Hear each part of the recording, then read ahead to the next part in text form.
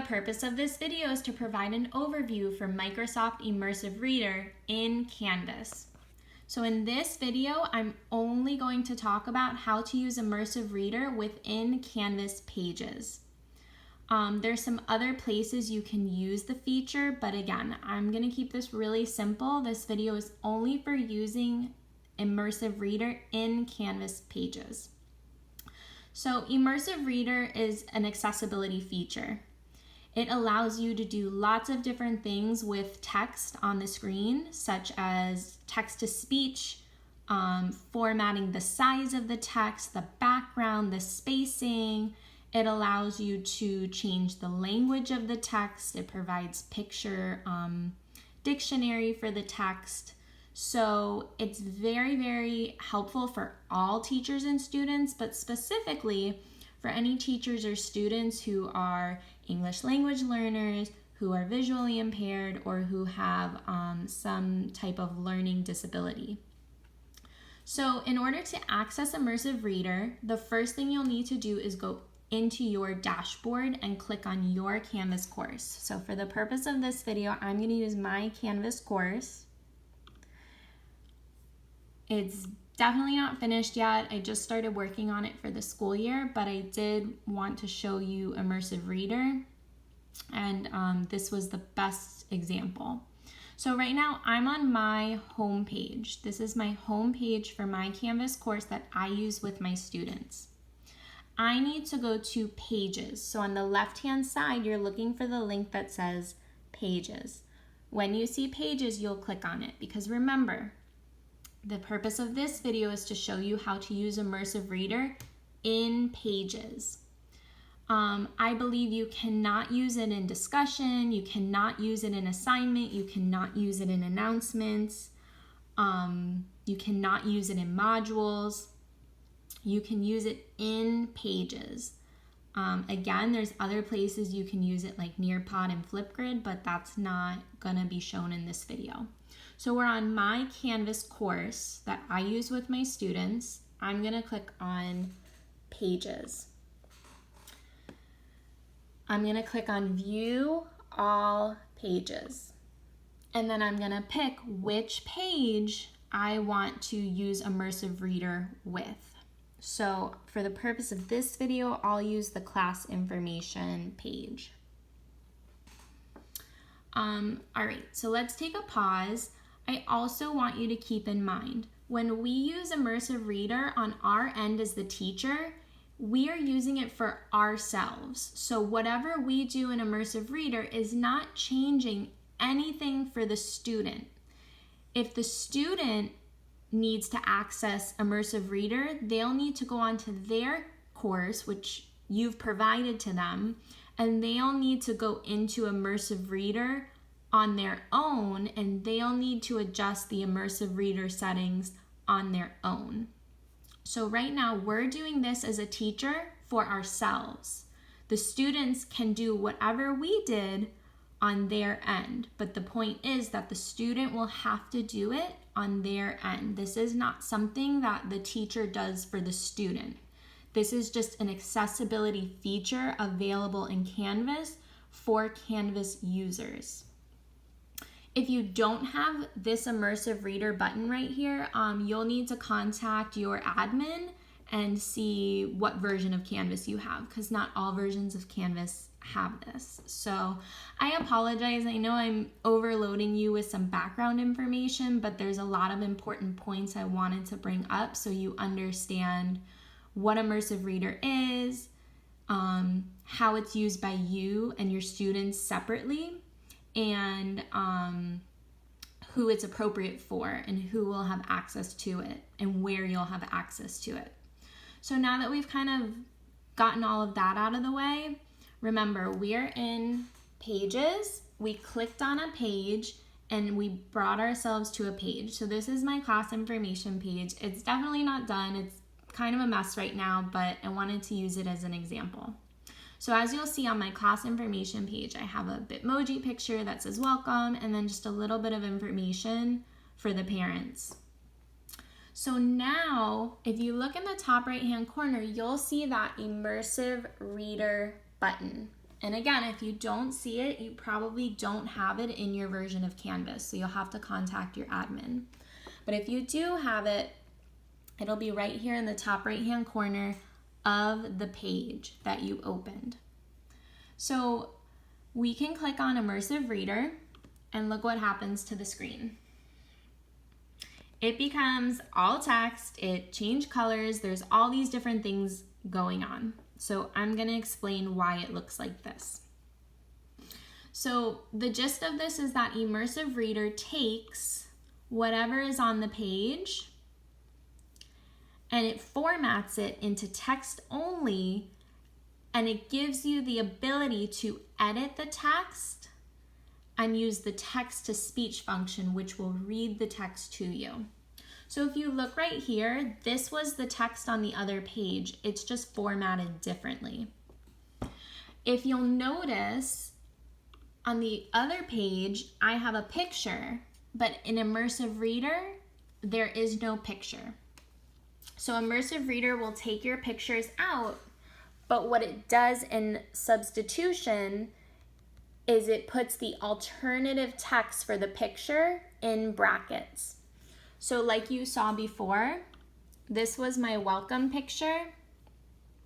When I uploaded it to Canvas, I put the alternative text as welcome. So now in Immersive Reader, in the brackets, it says welcome. I don't want to overload you, but I know some of you might be saying alternative text, what is that? Okay, I'm going to switch over for a minute. When you upload an image to Canvas, you'll notice that it's always asking you for an alternative text. All I did right now was switch to another tab. So Immersive Reader is still open. We're just in another tab. You'll notice anytime you upload an image to Canvas, it asks you for the alternative text. Alternative text is basically a written description of an image. So if we were looking at the image on the page, it's a picture of a cartoon version of me, Miss Chirac, throwing confetti and holding a banner that says welcome. I know that's a mouthful, but the purpose of alternative text is for when individuals are using text-to-speech, so that it will read the description of the image to them, so that maybe if they can't see the image, they can still hear a description of the image so they know what the image is. So whenever you upload an image to Canvas and you see alternative text, it's really asking for a description of the image. What is happening in the image? And when you upload it with an alternative text and you use Immersive Reader, the image alternative text will show up in brackets. So I know that was a little sidetracked, but I really wanted you to understand what that is and why it's so important to create a descriptive alternative text when you upload images into Canvas. If you have any questions about that, I'd be more than happy to make another video about that specifically. I just wanted to touch on it because it is a part of the Immersive Reader feature. But anyways, all right, we clicked on Immersive Reader. It brought us here. It got rid of my picture, but it's showing me all of the text. If you look in the top right-hand corner, you're gonna see 3 different icons. You're gonna see 2 A's, some lines with a magic wand, and a book. The 2 A's are text preferences. So if you click on the 2 A's, you can format the text. So by this, I mean the size of the text. You can make it bigger, you can make it smaller, you can space the text out, like if you were double spacing a document. You can change the font. And you can change the background color behind the text. So when we started, it was green. Normally it's white, but I had played with it before and made it green. Normally when you start on Immersive Reader, the background will be white, and then you can change it. So I am not a reading specialist, but I will mention to you that I have heard that Students with specific disabilities benefit from different color backgrounds. So depending on the specific disability they have, one background color might be better than another. So that's something to check with your reading specialist based on the students you have in your class. So you can let your students know what color would be best for them. Keep in mind, the student will have to do all of this from their end. Us changing the color and the size and the font, this is not going to show up on their end. This is for us, the user. So anyways, this was text preferences. Next, I'm going to move over to grammar options. I can space out the syllables within words. It puts a dot between the two syllables in this word. So that's an option. I can highlight nouns. I can highlight verbs. I can highlight adjectives. Showing the labels just means that above the word, it'll tell you what part of speech it is. So right here, as you can see, it says adjective, and it highlighted that in green. So these are the grammar options. The last thing you can do as far as editing the text is under reading preferences. So if you want to chunk the text, you can click on line focus and then click how many lines you'll see at a time. You can see 1 at a time, 3 at a time, and sometimes 5 at a time, but my text is so big right now that it won't let me see. So hold on. Okay, now it's showing me 5 at a time because my text is smaller. So you can change how you see the text. So maybe if you need less text at a time, this is a great option for you. Something else that's really awesome is the picture dictionary. So if I click on a word like schools, it's actually showing me pictures from BoardMaker that represent that word. So you're seeing pictures of schools. So from the student's end, if they do this, it's really beneficial because maybe they don't know that word, but if they click on it, they may be able to see a visual of that word, which would drastically increase their comprehension of the text. This is especially great for English language learners. So again, we were in reading preferences. The picture dictionary by BoardMaker is on. If you wanted to shut it, you would just switch it off. On, off. So anyways, another amazing thing you can do in Immersive Reader is translate the text into a different language. So if you drop down, there's tons of languages you can choose from. So for this video, we'll just do Spanish. And you have the option to translate by word or to translate the entire document. So right now, as you'll see, schools is highlighted. So if I wanted to translate that word, I would just turn on the by word option. And now, if I click on it, you'll see that it gives me the Spanish translation. So I'm going to go back to reading preferences.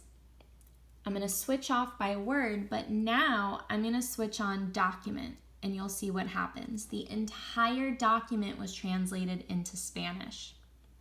So again, if you have students who are ELLs, this is extremely helpful because when they're on Canvas, in Pages, they'll be able to translate their the text to their native language, or their parents will be able to do it, which could greatly improve the homeschool communication. So I'm going to switch the document back to English.